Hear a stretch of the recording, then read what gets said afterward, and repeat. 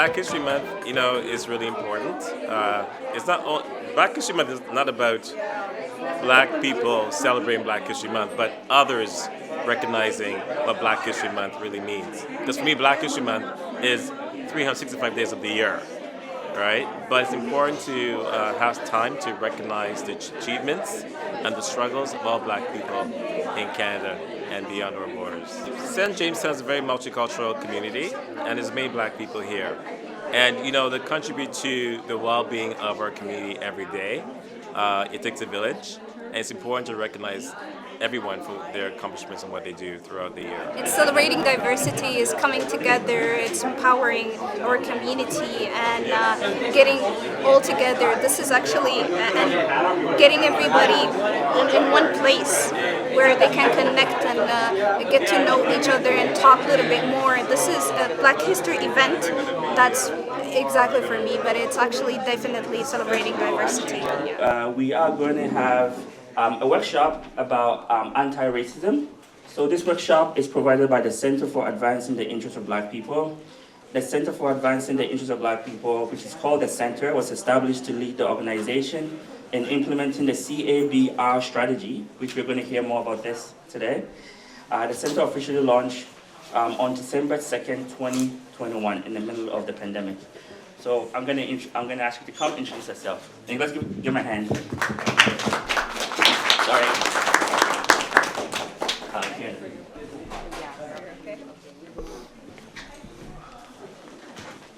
Hi everyone, good afternoon. It's great to see so many people here. So as my lovely friend shared, my name is Kiana Bennett and I'm from the Center for Advancing the Interests of Black People with Toronto Community Housing. I'm going to pass the mic over to my colleague Zora for her to introduce herself as well. Good afternoon, everyone. My name is Zora Datia. My pronouns are she, her, and we're going to do the anti-Black racism. Well, Canada will mostly lead you through that, the anti-Black racism workshop. But before we start, we did the land acknowledgement earlier and the African ancestral acknowledgement. But I just wanted to situate myself in this space. So my people came to Canada in the 80s, seeking better economic opportunities and looking into the dreams of what we had heard about Canada. And it's only much, much later that we learned about those who had been here already looking after. And it took me even longer then to find out about enslaved Africans being in Canada, because I did not know that. So I'm from East Africa. I'm specifically from the Seychelles via Kenya. So this is the route that I've reached here, and there's so many stories that we hear. And that's part of how we lead our workshop, is that people know that as everyone comes, we are being welcomed by Indigenous people, but we have to think of the covenants we still have with them and our responsibilities. So I thank you for inviting us into this space, and whoever who put this together, and in particular we thank Yannick for contacting us and involving us. Thank you so much, Yannick. And I'll pass it over to Kiana.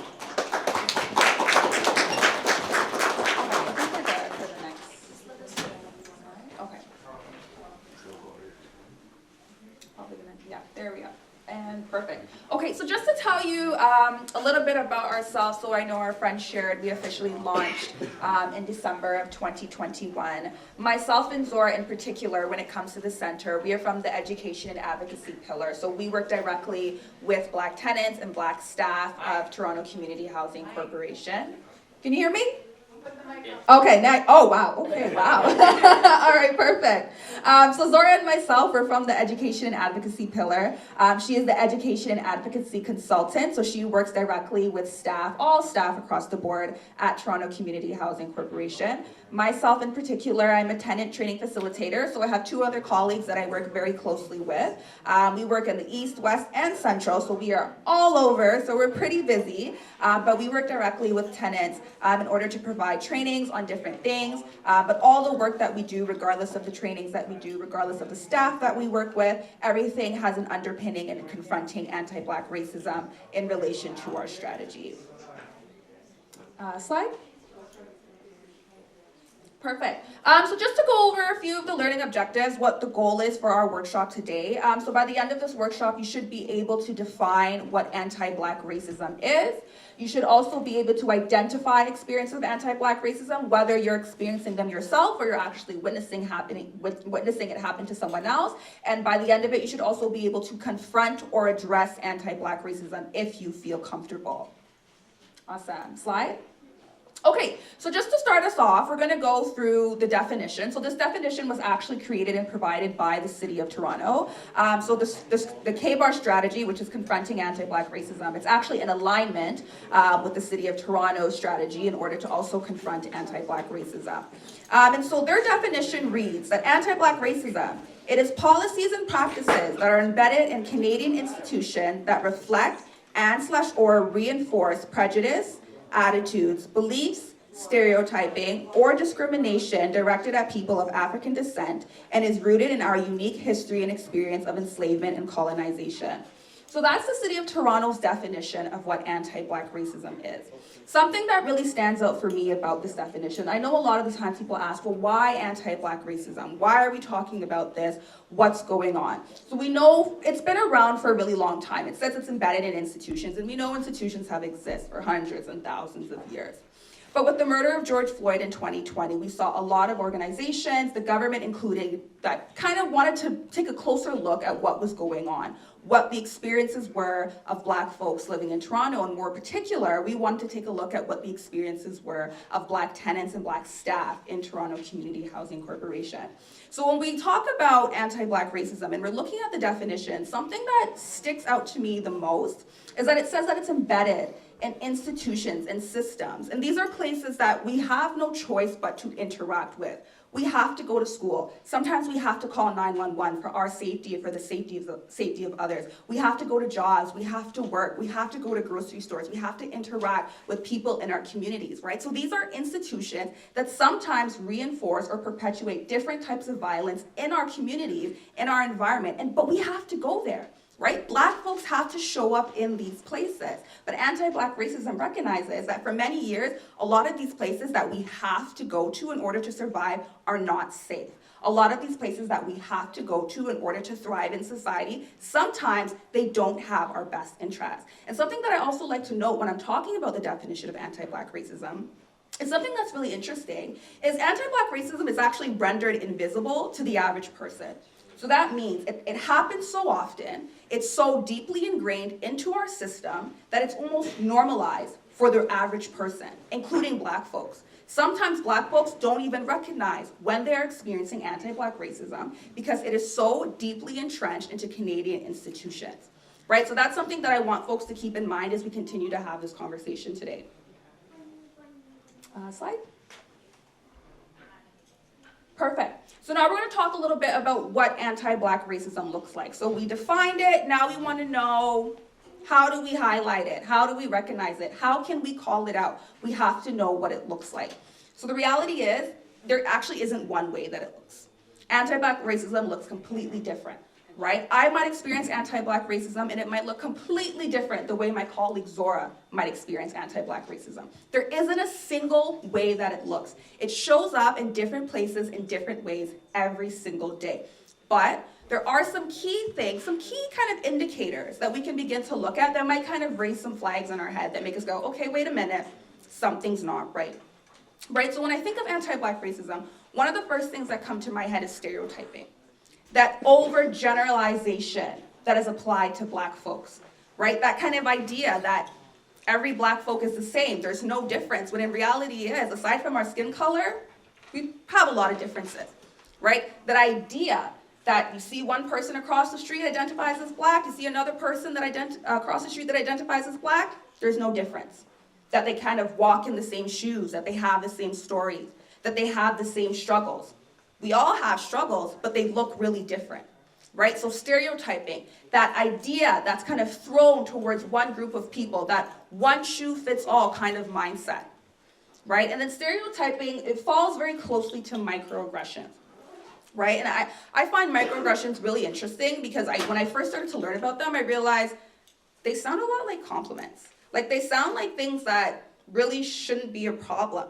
right? So microaggressions are defined as commonplace, daily verbal, behavioral, or environmental slights, whether intentional or unintentional, that communicate hostile, derogatory, or negative attitudes towards a marginalized group of people, right? So when we talk about stereotyping, when we talk about microaggressions, should be said it's not only applied to Black folks, right? It can be folks that identify as queer, folks with differing abilities, folks of other races, folks of other religions, right?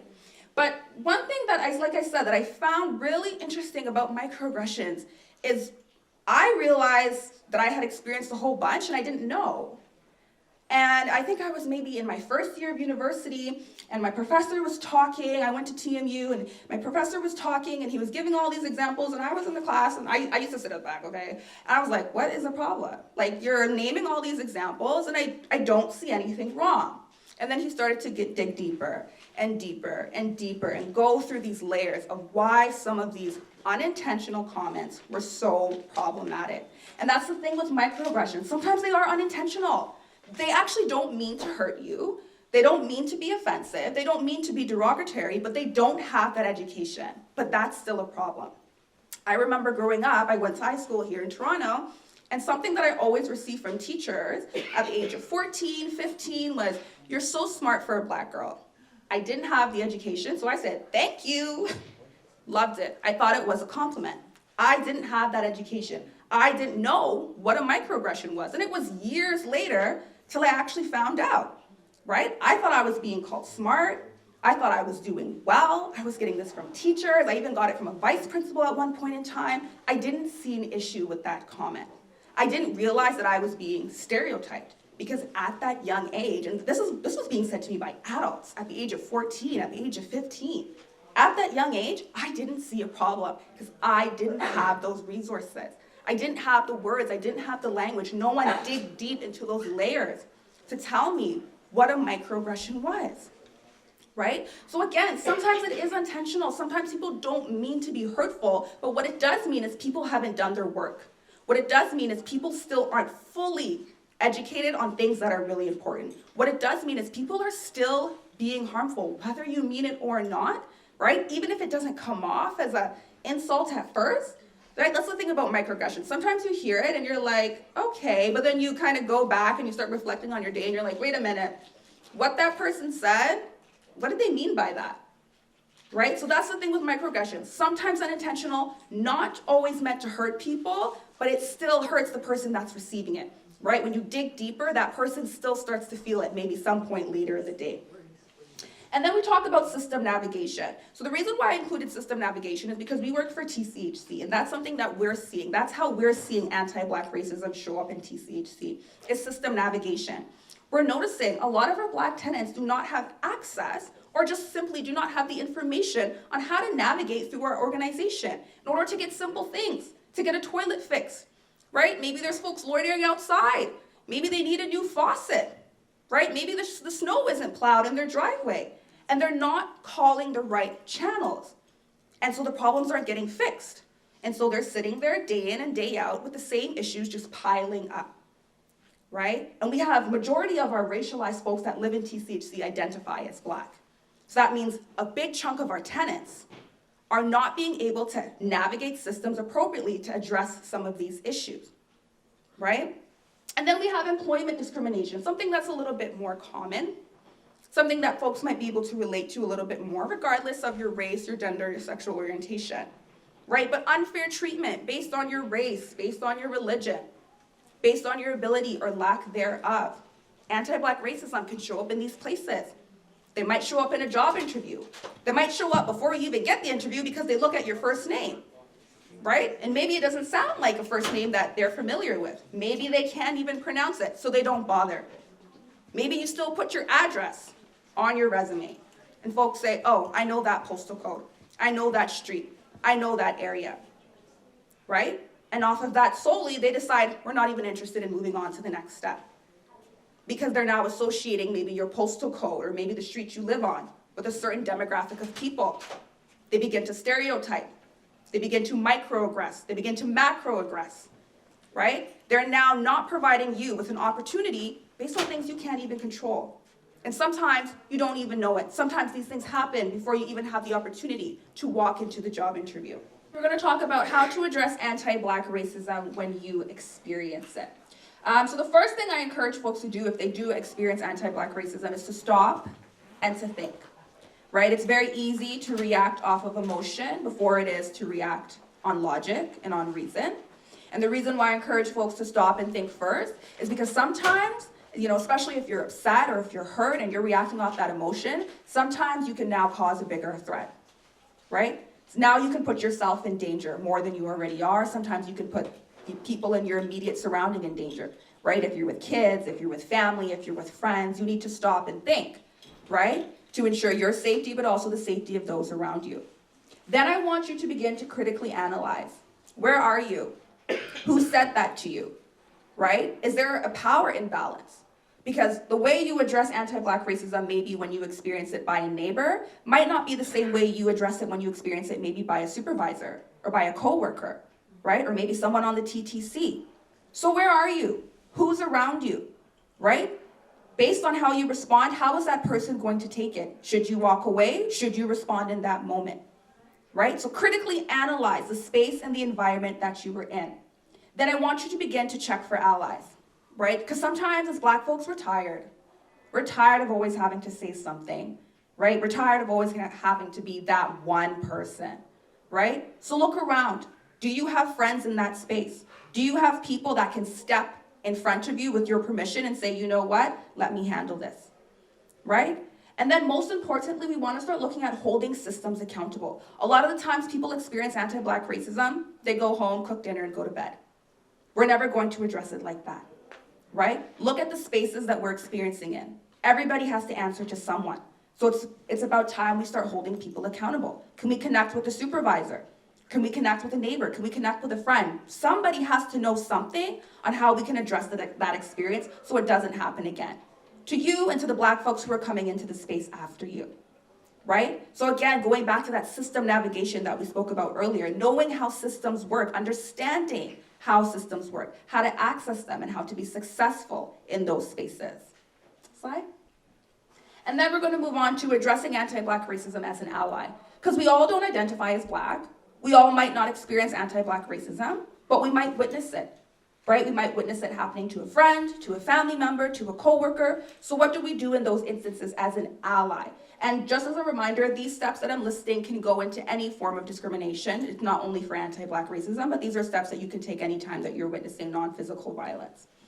So if you are witnessing anti-Black racism, the first thing you need to do is stop, be reflexive, and decenter yourself. That means it's not about you.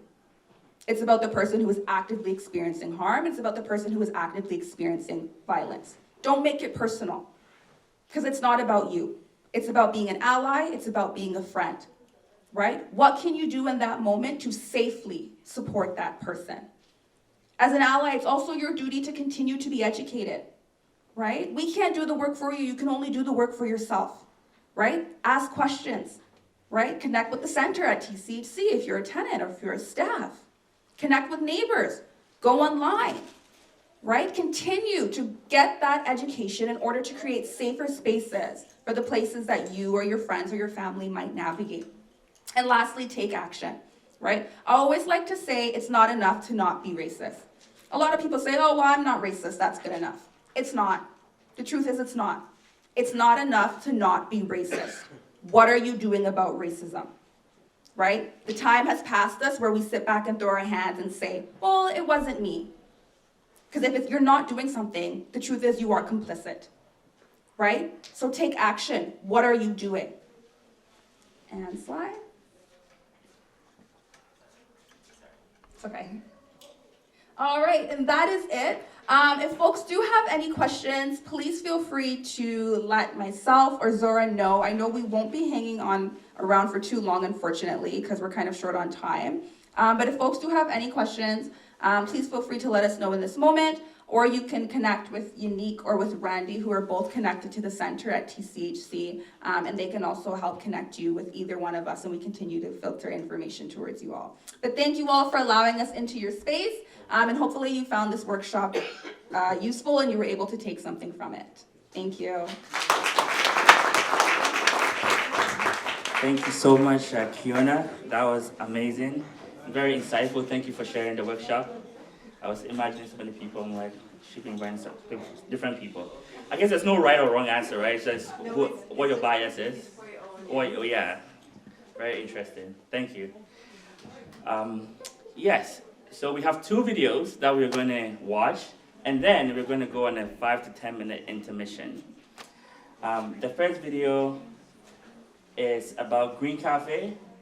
Yeah. And the second video is about the nominations. How many of you had the food for a 240 showcasing black cuisine for the whole month of February? For $5? Yeah? Just one person? It was amazing. It was delicious. Every week they showcase 2 countries in Africa and the Caribbean, and they made food on Tuesdays and Thursdays for only $5. And this is all the brainchild of Viola and Vanessa, who's right there. But they want to wave? That's Vanessa right there. So yeah, thank you so much. They thought about the idea to showcase and celebrate Black culture by making Black cuisine. And there was a lot of work coming from the committees, and they were able to show food from, she has to say it best, but you'll see the video. But definitely one from South Africa was really good, Zimbabwe, Sudan, Ethiopia, many different cuisines. So when you're ready, we can start the first video. The St. Jamestown Green Cafe celebrates Black History Month inspired by African and Caribbean cuisine. For the entire month of February, the Green Cafe, located at 240 Wellesley Street East, is creating vegetarian dishes inspired by African and Caribbean cuisine. This initiative has been led by the Black community in St. Jamestown neighborhood to celebrate Black History Month. St. Jamestown Green Cafe offers affordable, hot, fresh, healthy vegetarian meals like $5 a combo, dine-in, take-out every Tuesday and Thursday from 12 to 4 p.m. Join the Green Cafe experience, different cultures and flavors with refreshing meals and fun conversations. rptv News visited the Green Cafe on Valentine's Day to join the Black History Month celebration and chat with the members of the community. Well, today we're at a Green Cafe. It's my first time helping out actually. The dish that we have today is a Tanzanian dish. I'm not too familiar with it, but it's very good. Yeah, I helped out in the kitchen, so yeah. My name is Unique. I'm a resident of the St. Jamestown neighborhood, and my background is Jamaican. Both my parents are from Jamaica, my family. I'm the only one that was privileged enough to be born here in Canada. I think programs like this are important because it brings the community together. And if it's like one meal at a time, you always get someone who comes in and is really like grateful or thankful for having the chance to have a meal for very cheap and a good healthy meal too. And I feel that's important to have healthy meals for the community.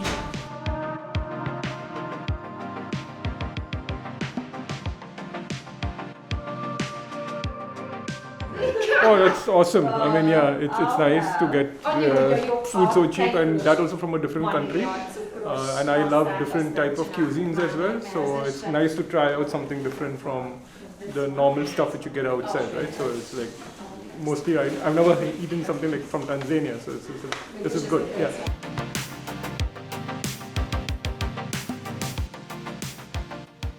Well, I just discovered it last week, actually. This is my 3rd time. And it just seemed quite interesting being Black History Month and the way, we get to introduce different foods and different cultural aspects to my 4-year-old. So we took him here and he tasted the Sudanese and the Ethiopian the other week. So we ended up looking at those countries on the map and just, talking a little bit about that, and he loved it. So I think it's a very, eye-opening and culturally really expansive thing. So I find it great.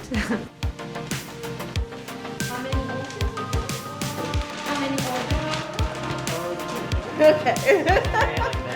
Yeah. Let's go ahead.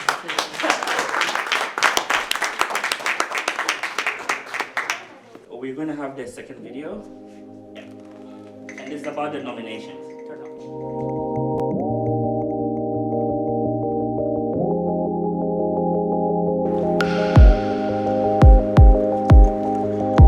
The St. Jamestown Community Corner celebrates Black History Month by honoring Black wellness leaders for their support to residents' wellness in 2022, no matter their background, age, or job.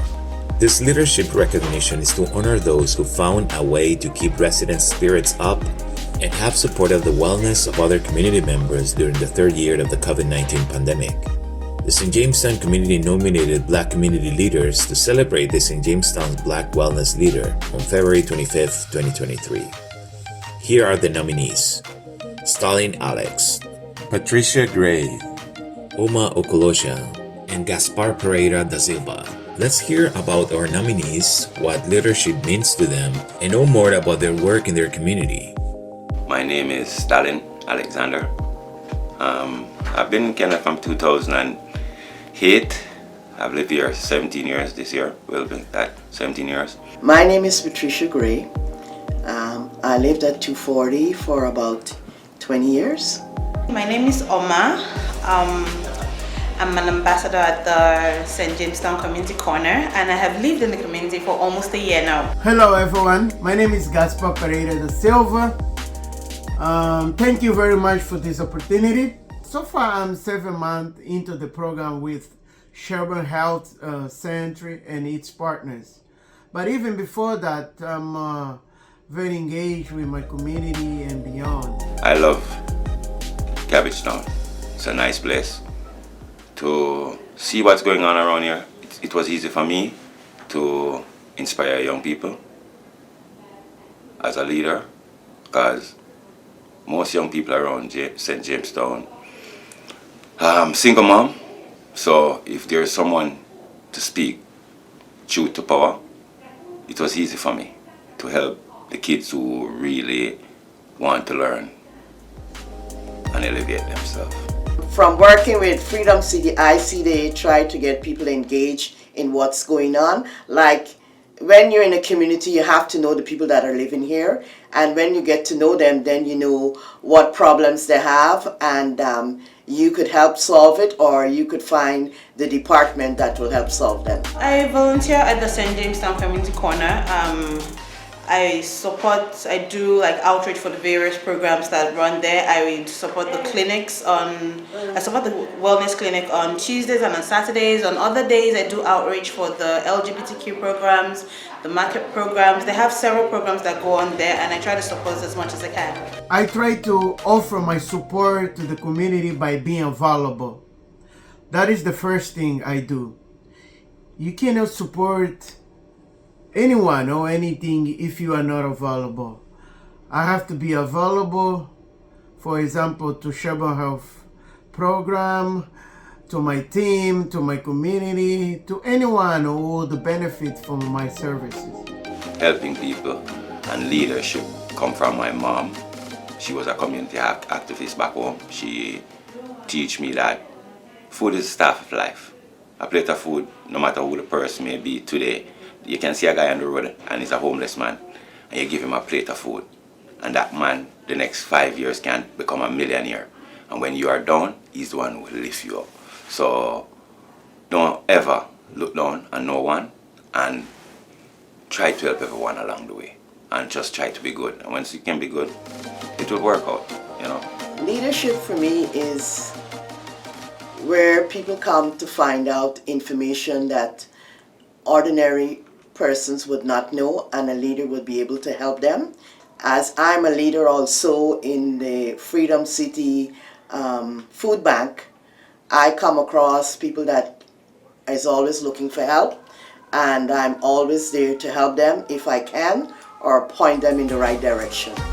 A leader for me is someone who does by example, who tries to do the right thing and encourages others to do the right thing. I think a good leader, those who exhibit a vision beyond people's limits.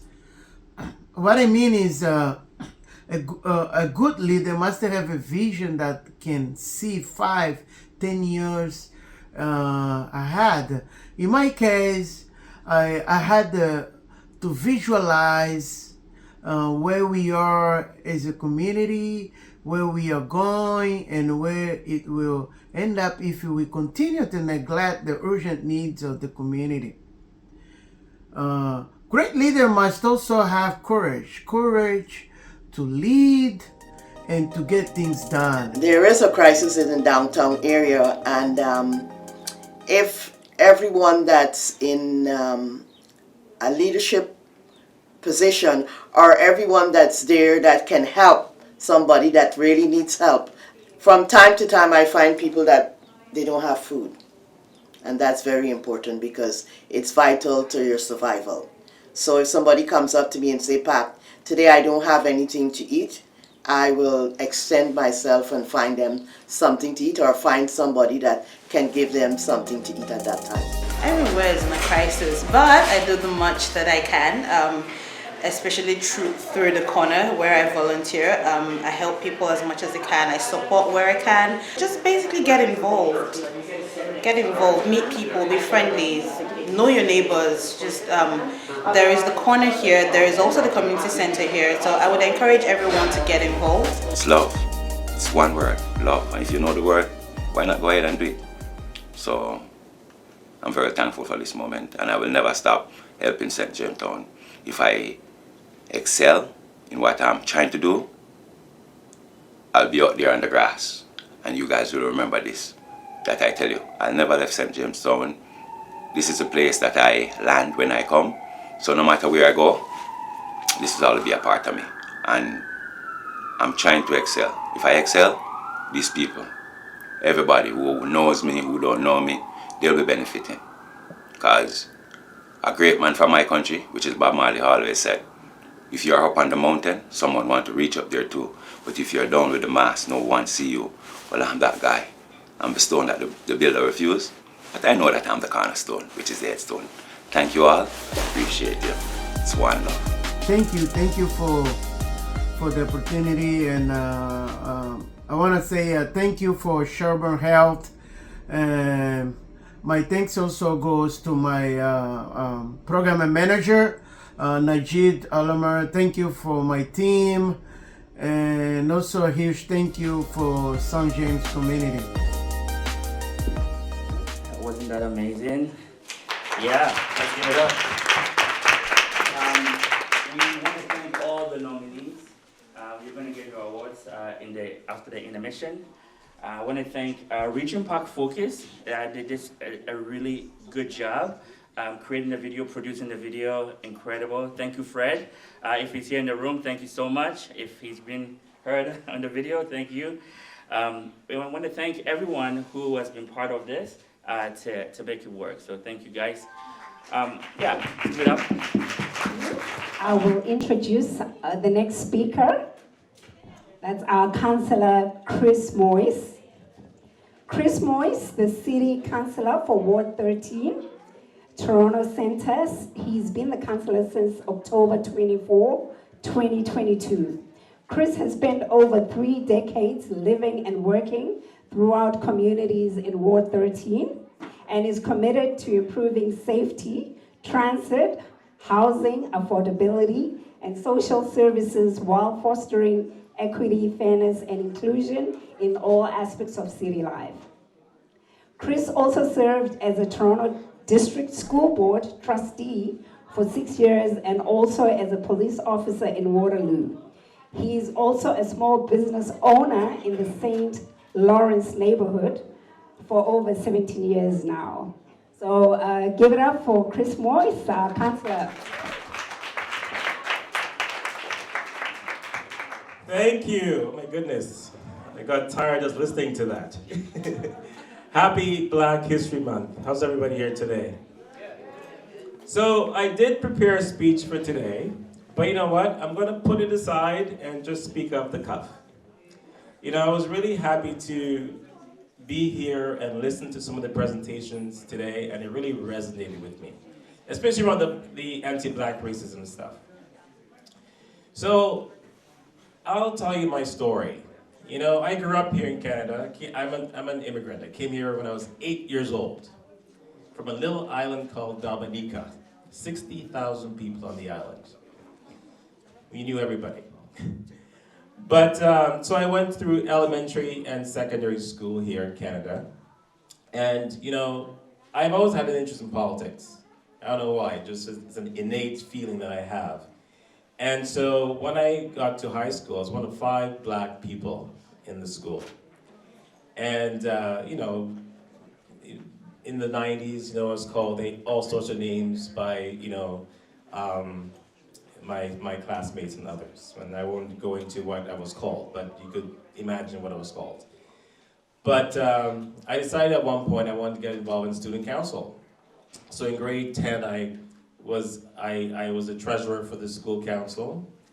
And in grade 11, you know, I ran for president of the school council. And the principal at the time, his name was Mr. Ware, called me into his office and said, you know what? You should take your name off the ballot. You're not smart enough to be the president of the school council. And, you know, I'm like 15, 16 years old in the principal's office, you know, being told this, right? And I don't know where I got the strength within me, and I said to him, no, I'm gonna keep my name on the ballot. And, you know, just because I'm stubborn that way. And I remember the art teacher was helping people make signs for the election. And so I went to him and asked him for help. And he said, if you want me to help you with your signs, then you pay me $15 for each sign, right? And I was working part-time at a gas station at the time, and so I would collect my little money and gave it to him to make my signs. And of course, you know, when the signs were made and I put them up, you know, other students put them down. And no teacher in the school said anything about it. But, you know, I persevered because I'm stubborn that way. And I went up on stage, you know, and I gave my little speech. You know, the grade 9s came, the grade 10s, 11s, and 12s. And, you know, I gave the same speech each time. And to my surprise, you know, I came in second, right? And there are lessons to be learned by that. But also when I was in high school, you know, I was not really encouraged to actually, you know, try to be better than what I am. And of course, you know, you don't see yourself reflected in the classroom because all my teachers were white, with the exception of one. Mr. Augustine was his name. My favorite teacher to this day. And he said to me one day in grade 11, I know you're smart, and I want you to do better, and I have my eye on you. And, you know, for the first time, you know, I actually tried because I knew he was watching me. And to my surprise, you know, I received my first A in school. You know? And of course that was, you know, an awakening moment for me because I realized, oh my God, you know, I am smart, I am capable. But of course, you know, for those of you who went through the education system, you know that if you don't have a certain mark in school, you either go to college or university. And so my marks were not good enough for me to go to university. So, and of course the what do you call those people? The guidance counselor, you know, always said to me from day one, you know, you should go to college anyway. So that's what I believed I needed to do. That's where I needed to go. So I went to college. And so, you know, I went through college and I did very well. And when I graduated, it was the depression or recession at the time in the 90s. And so I couldn't find a job. And so I decided, well, I'm going to apply to university. And I thought to myself, too, in that moment, I'm applying, but I'm not going to get in because I'm not smart enough, right? Because that's what I've been told all along. And to my surprise, I got in. So, you know. And then, of course, you know, well, now that I got in, I have to go, right? But again, you know, you go through these things in your life, it's like, you know, oh, God, you know, didn't make a mistake, right? I'm here, but am I supposed to be here? And so, you know, I went through university and through the years, you know, and of course I got my diploma, my degree, and, you know, here I am today. But again, as a black person, you have to go through all of this, right? Constantly doubting yourself and asking yourself, are you good enough, right? And it's something I carry with me still today, if I'm being quite honest here, right? But something within me pushes me. And I align myself and I surround myself with people who actually care about me and, you know, propel me forward. And I call them my chosen family. So I'm grateful for that today. And one of my best friends still today, Rick Telfer, I'll say his name out loud, you know, really mentored and helped me throughout my university life, you know, and allowed me to succeed. And so, you know, fast forward, you know, today, you know, I was a school trustee for 6 years. I was a vice chair of the school board. You know, and because of my lived experience, I was able to actually help empower people around me, right? More specifically, black students in their schools and black educators, because they too have their struggles as well, right? And so I, as a school board trustee, I've always said to my superintendents and even to the director that, you know, we need to have students in the school, well, we need to have teachers and administrators in the school that look like the students in the school. Most specifically those here in Toronto Centre. So if you went to any of the schools here today, be it St. James, be it Rose Avenue or any of the schools here, you'll see that at least one of the administrators look like the students that they teach, that they serve. And the teachers too. And of course, you know, I was also chair of the Black Student Achievement Advisory Committee for 6 years as a school board. And so, of course, one of the things that TDSP is really good at is collecting data, right? Give them that. But you know, 12% of the students in the school board are black. But 50% of those who are suspended and expelled are black, right? So clearly looking at the stats, there is systemic racism within that. So now that we have the data to show that, we can actually do something about that. And we have, right? Also too, a lot of the students who actually, if you look at from grade 9 to 12, a lot of students are going through apply, black students are going through apply instead of academic. So what we did when I was there is that we actually made sure everyone went, grade 9 and 10 students went to academic automatically. And if they so choose or decide on their own, at grade 11, they can go to the applied. And we find that students, black students, actually continues to stay in the academic side and now going to university. And one of the first things that I did when I was a school board trustee was that I actually had a review for the police officers in our schools. And for those of you who know me, you know this story, but I'll repeat it here again, is that I actually brought a motion forward that we do a review for the police officers in our high schools and what they're doing and how they're actually performing. And so we actually, my motion actually said that we as a system need to go into people's spaces, in the mosque, in their community centers, you know, wherever they are, and speak to black students and teachers, administrators, as to how they feel about the police, their schools, and how they're being treated. And many of them said to us that, you know, they've been harassed in the schools, they don't feel safe coming to the schools, they don't attend school. A lot of them started taking marijuana because they felt that due to control the anxiety. And so, you know, they didn't feel safe. And even though it's against the Education Act to actually give a student a trespass notice, police officers were actually giving trespass notices to students in the schools. And also too, a police officer is a police officer. So when they took the names of the black kids in the hallways, that they found problematic, they went back to the police station and they actually carded the kids. They put the information in the system, and so when they're stopped in the street, there's already a record of them. So based on the feedback that we received, we actually asked the police to not return that capacity and to change the relationship with us at the school board.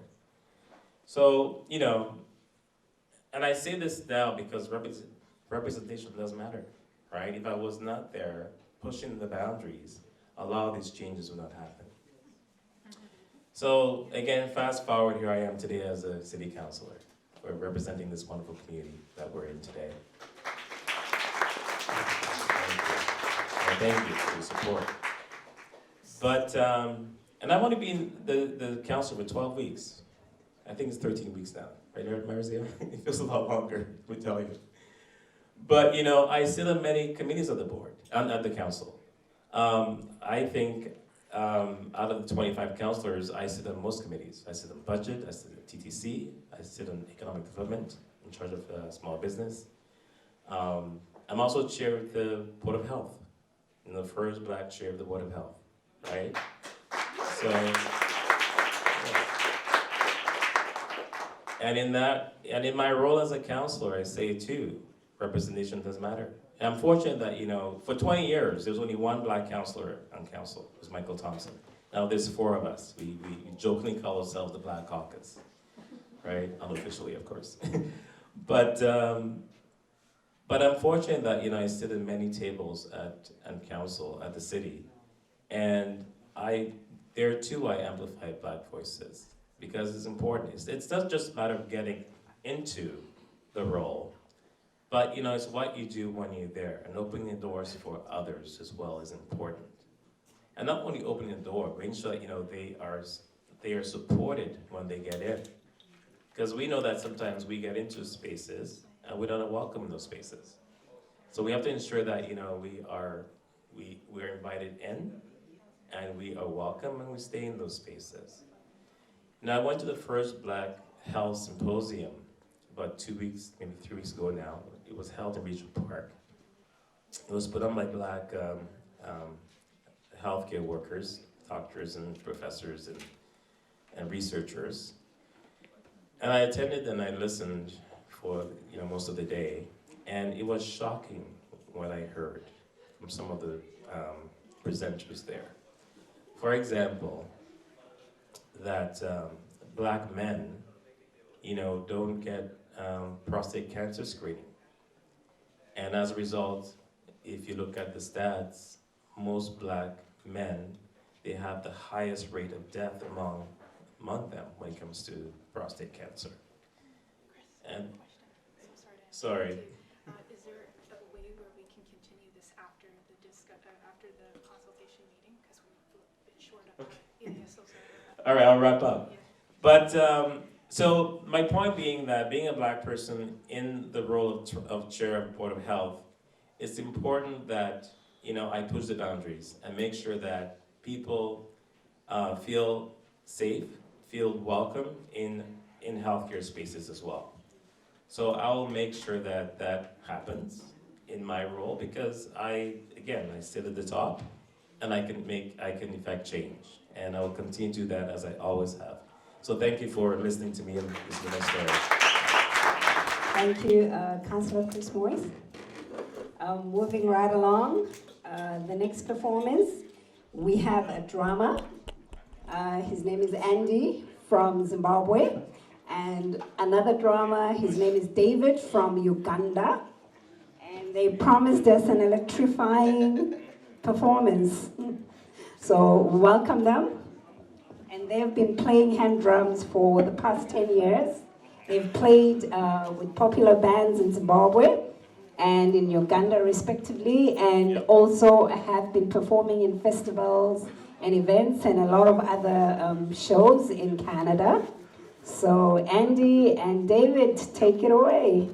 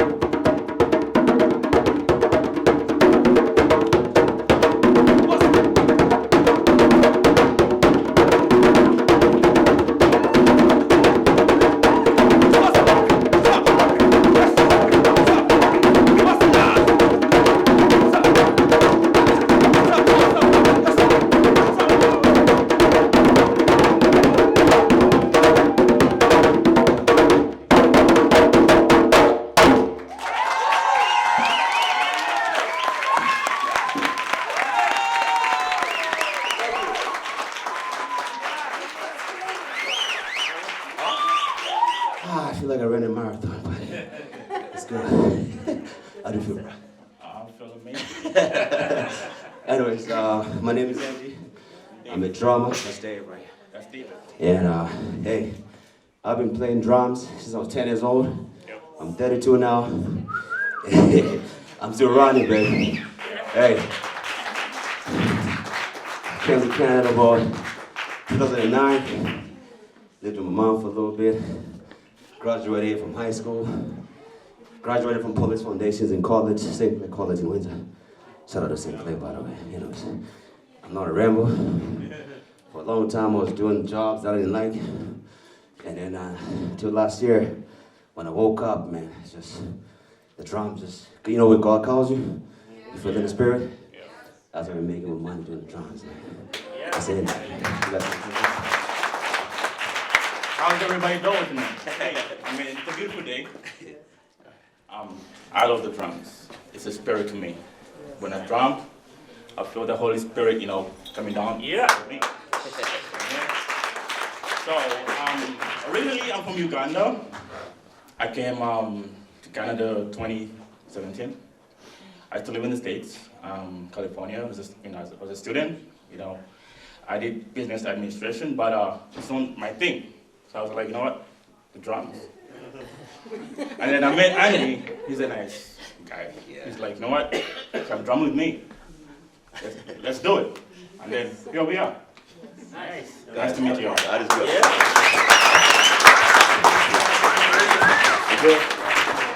Thank you for that. That was one electrifying performance. And we have yet another electrifying performance from Robbie from Pro Sticks Nation. Robbie Charles comes from the island of Trinidad and Tobago and has been playing steel drums since the age of 15. He has toured worldwide before he migrated to Canada in 2003, where he continued to be a professional musician as well as manufacture and tune the steel drum. He is now the owner of Pro Sticks Nation for the greater part of 15 years and is one of Toronto's leading steel pan accessory businessman with his steel best pan sticks. He is also a part of Toronto's finest rhythm section, Fia Brigade, who offers a variety of all rhythmic culture. You can look for him on social media under Robbie Charles or Pro Sticks, Best Feel or Fia. So take it away, Robbie.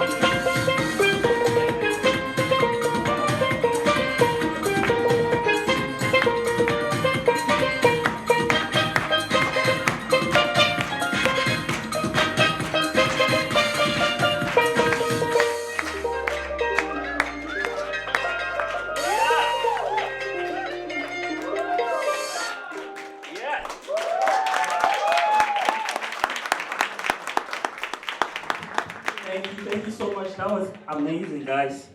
Okay, so you cannot come to an African event without learning at least one dance move. Who wants to dance a little bit? Okay. How about everybody get up? Just get up. And it'll just be very, very quick. Just a few dance moves here. I saw people were just tapping their feet. People were moving around their shoulders. All right, everybody's up now. All right. Okay, so left, right, left. Oh, yes. Yeah. All right. Now you can go forward a little bit. Come back. Yes. Okay. And left and right. Left, right. Okay, forward and back. All right, forward and back. Who wants to go down? Down, down, down, down. Now you guys got rhythm. There we go. And left, right.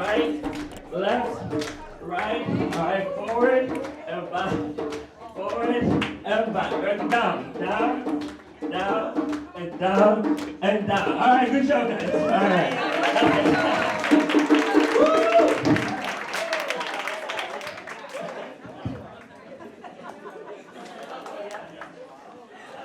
I'll say one more dance. All right. Everybody's good? More energy? All right, good stuff. All right, so we're going to do a bit of nominations, and then maybe we'll get a drama to do something else later. All right, so I'm going to invite Ala to come up. Ala is a client engagement worker at St. Jamestown, and she's going to invite Yannick to do the nominations. Give it up for her.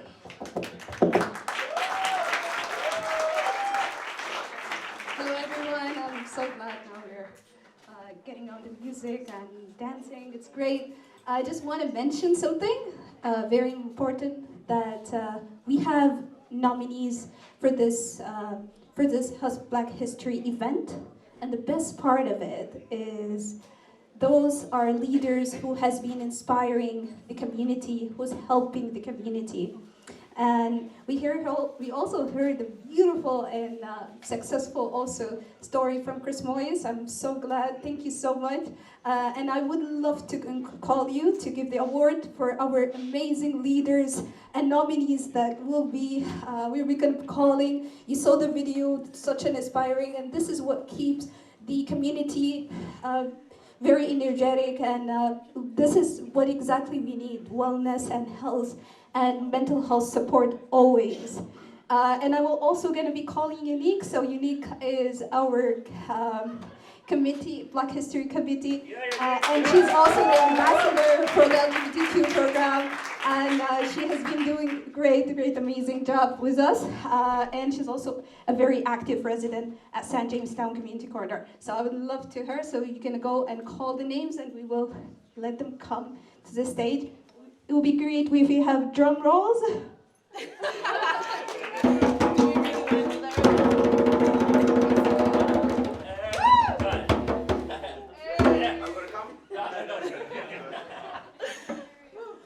Oh, this was, I'm glad to have all of you here to experience this Black History Month event with all of us. I'm very thankful for that. This was last minute, so I have my little speech on my phone here, so bear with me. So on behalf of the St. Jamestown Community Corner, the Support Enhances Access Service Center, the 519, Dixon Hall, and the Center for Advancing the Interests of Black People, we would all like to thank you for your contributions to the Black health and wellness. And we would also like to present you with these certificates and gifts.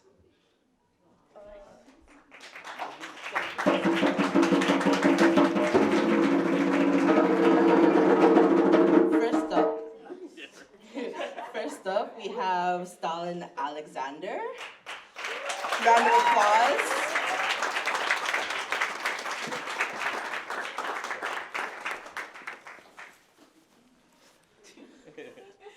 Thank you so much for all the hard work you do in our community.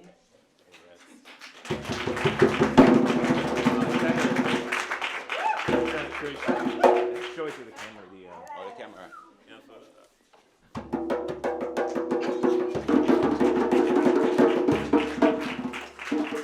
Next up, we have Pat Gray.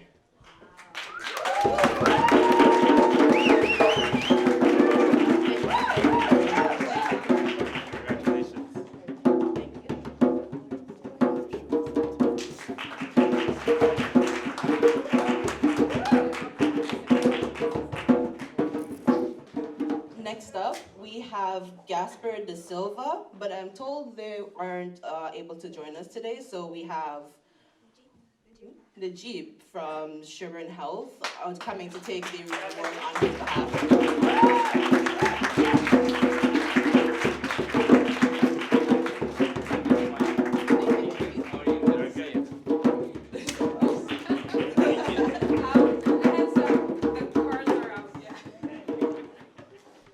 Last but not least, we have Oma Okolocha. I apologize if I pronounced that incorrectly, but unfortunately they're not here to receive the award, so we will be giving it to them when we can. But still, a round of applause.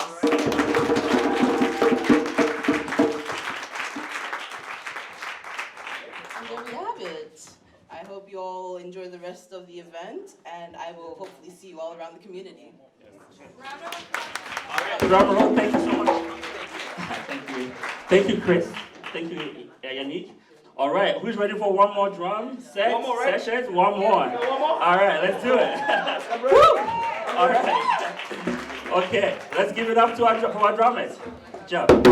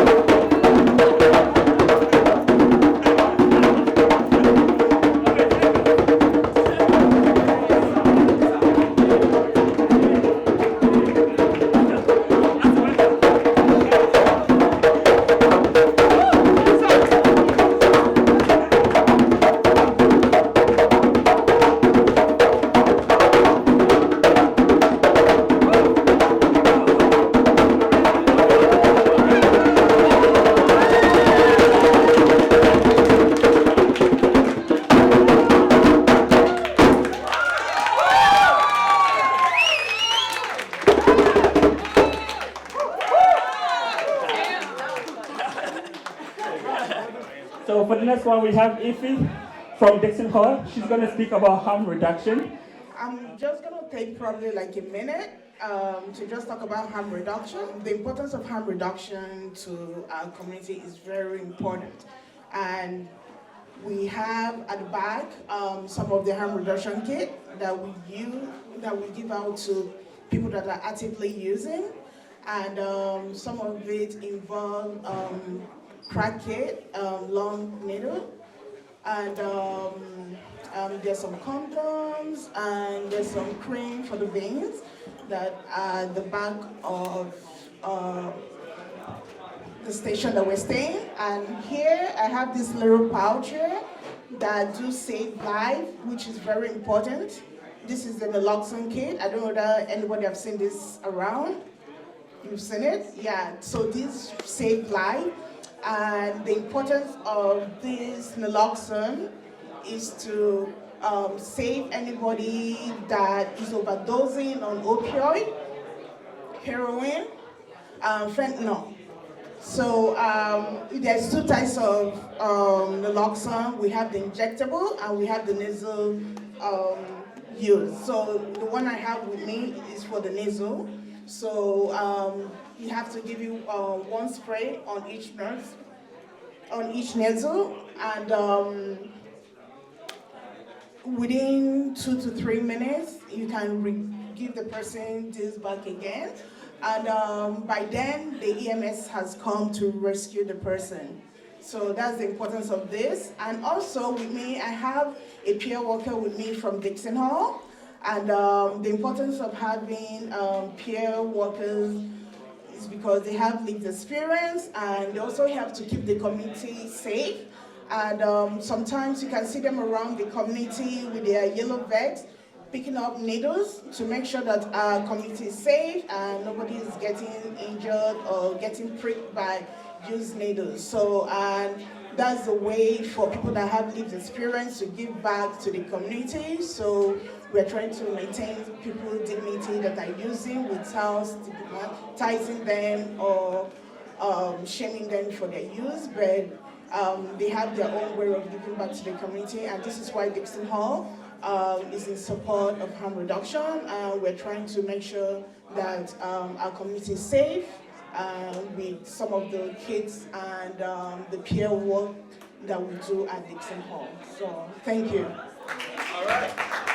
Thank you, Ife. Thank you. Another round of applause for her. Thank you. We want to thank the corner, St. Jamestown Corner, for putting all this together. The food was made by Tati and her team. Give it up for Tati and her team for the food. Hey, thank you, Tati.